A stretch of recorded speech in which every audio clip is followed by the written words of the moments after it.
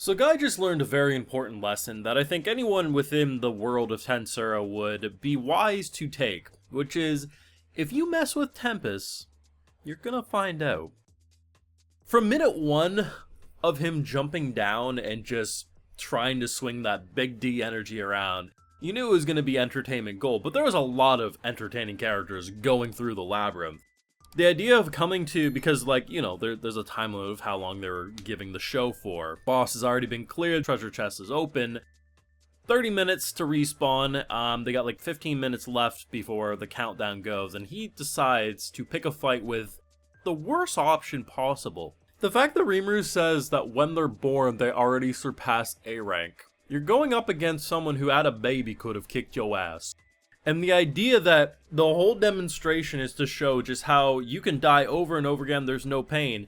But if you break the rules, that pain can come back, and his head quite literally rolled. And that was such a disrespectful but fantastic way to bring the Coliseum arc to a wonderful end. You know, I have those full live reactions over on Patreon if you want to see my full and good thought to any of these Tensura episodes over there exclusively. I'm sad to see this arc go, I gotta be honest. I mean, I was someone who I think the first half of Season 3 is still good. I don't think there's been bad Tensura content.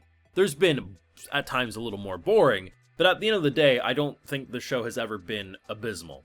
And maybe that's a hot take for some people, but it is what it is. I do, however, think the first half of Season 3 is the weakest content out of any Tensura. Movie seasons included. Spin-offs included, with Slime Diaries. The second half that we've been experiencing of Season 3 is like my favorite things of everything I wanted. Like, I would tie it with stuff like Slime Diaries. And I know Slime Diaries isn't for everyone, but to me, the slice of life, economic building, seeing how the relationship formed, like that stuff is just so entertaining to me. And I love this. And you know you have a really good isekai on your hands when a small mechanic within the overall larger picture of the world could literally be an entire anime. You basically have a sports isekai anime waiting to happen. You could literally do Slime Diaries Season 2 and just have it focus on random characters coming into the Coliseum and trying to get to the end. And goddammit, we need to see that because poor Veldora is never gonna get a goddamn adventure to see him. He's out here practicing his what is gonna be my entrance? How am I gonna make them shake in their boots? What can I do to look coolest? Buddy's gonna be there for weeks if not months on end and no one's ever gonna reach his floor.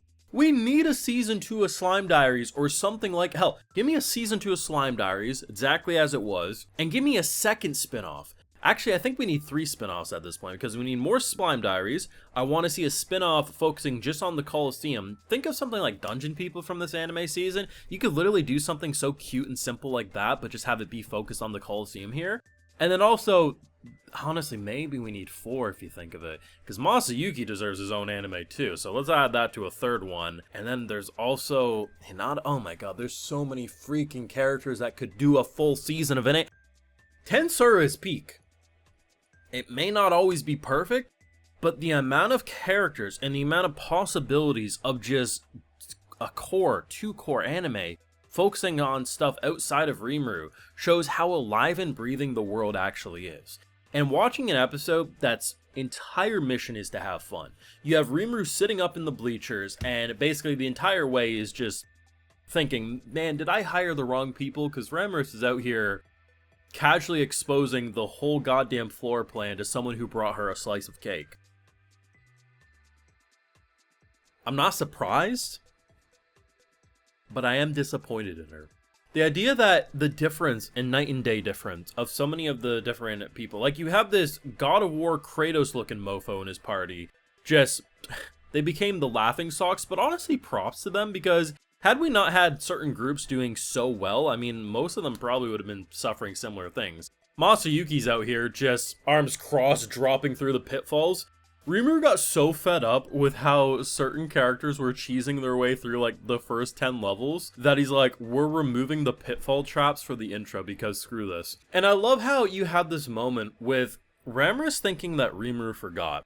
So any sort of game design, the intro should be relatively easy and forgiving compared to as it gets deeper and deeper. You're not gonna throw a knight with Excalibur or the endgame Veldora at the beginning of a level. That should be stuff near the end.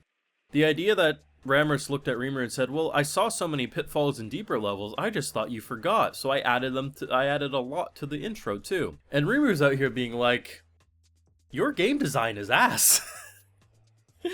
I mean, it's just so fun. It was just so silly. It was so different. And honestly, I've been waiting to see how it would function. And it's such a good moment for Tempest. I do think it will come with stakes because Tempest is a very advanced nation. They are doing things that is progressing things, both with status for those who live in Tempest, but also just their technology and their entertainment. There is going to be people who will look at how quickly Tempest is progressing and they'll get fearful that they could, you know, someday get so powerful that they'll never be able to say no to them, so we should take them out. They could just be fearful of change. I mean, if you have a nation that's, you know, basic country fairs, and then this group has Coliseum, video game, VR, and everything like that, I mean, it's very easy for certain leaders to say, no, we want to keep the status quo, and they want to crush everything. So I imagine Season 4, some of that's going to raise up.